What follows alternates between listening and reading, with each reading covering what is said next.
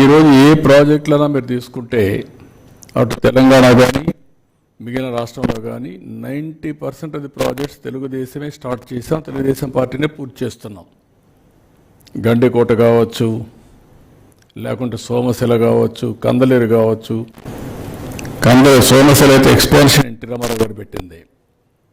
ఇలాంటి అనేక projects, lift ఇరిగేషన్లు కానీ ప్రాజెక్ట్స్ కానీ ఇవన్నీ ఆ రోజు చేశాం. తర్వాత 2014 బైఫర్కేషన్ సమయంలో కాంగ్రెస్ పార్టీ పోలవరాన్ని నేషనల్ ప్రాజెక్టుగా పెట్టడం. అప్పుడు నేను కూడా ఆలోచించిన తర్వాత ఆ రోజు కూడా మీరు చూస్తే మేజర్ డెసిషన్ తీసుకొచ్చాం.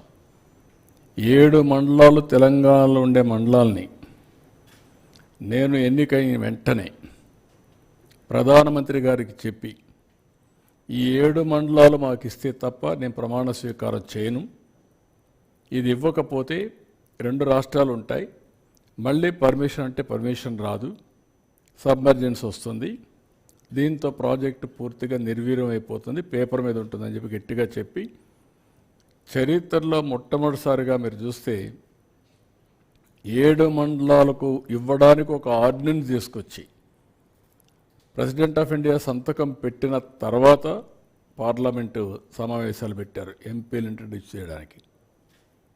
అది తెలుగుదేశం పార్టీ చరిత్రలో ఒకసారి చూస్తే ఆంధ్రప్రదేశ్ చరిత్రలో వివిధ సందర్భాల్లో ఇవన్నీ చేయడం. ఎప్పుడు కూడా ఎన్టీ రామారావు గారు ఈ వాటర్ విషయంలో అన్ని విషయాల్లో కానీ చాలా ముందు చూపుతూ ఆలోచించారు. అదే మరి తెలుగుదేశం తర్వాత నేను కూడా అనేక ప్రాజెక్టులు, వెలుగొండ ప్రాజెక్టు కూడా నేనే ఫౌండేషన్ వేశాను. అలాంటిది ఈరోజు మళ్ళీ నేను వచ్చిన తర్వాత దాన్ని పూర్తి చేసే పరిస్థితికి వస్తున్నాం. వెంగళరాయ సాగర్ దగ్గర నుంచి ఒకటి రెండు కాదు, మద్దు వలస దగ్గర నుంచి ఆల్ ప్రాజెక్ట్స్ అన్నీ కూడా తెలుగుదేశంలో చేశాం. ఉత్తరాంధ్ర ప్రాజెక్ట్స్ అన్నీ, తోటపల్లి నేనే ప్రారంభించాను, మొన్న వస్తే నేనే పూర్తి చేశాను. ఈ విధంగా మొత్తం ప్రాజెక్ట్స్ చేశాం. ఇప్పుడు నా ఆలోచన ఒకసారి మీరు చూస్తే ఒక ఐడియా వస్తుంది.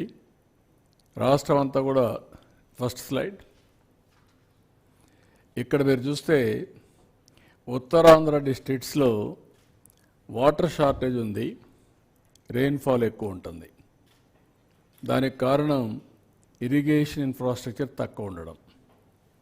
అక్కడ గడ్డల మధ్యలో కూడా చెక్ డ్యాములు కట్టగలిగితే నీళ్ళు వచ్చే పరిస్థితి వస్తుంది. గ్రౌండ్ వాటర్ టేబుల్ కూడా పైనే ఉంటుంది, అయినా కూడా చాలా వరకు నీటి సమస్యలు ఉన్నాయి.